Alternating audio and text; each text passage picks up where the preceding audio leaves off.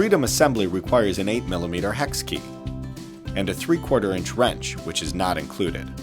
Insert hitch tight into receiver bar. Install unassembled receiver bar into vehicle hitch. Insert bolt from the driver's side of the hitch. Tighten using 3/4 inch wrench. Insert reusable cotter pin into bolt. Remove rubber bolt covers from bracket bolts on both crossbars. Align bolts with inner bracket on receiver bar and affix using nuts. Tighten with hex key and wrench. Align upright arm to inner crossbar. Insert long bolt. Secure with nut and tighten with hex key and wrench. Ensure upright moves up and down freely.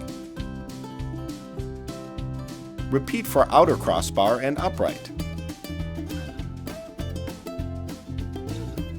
Made in Madison, Wisconsin, and comes with a lifetime warranty. This video is not meant to replace the owner's manual.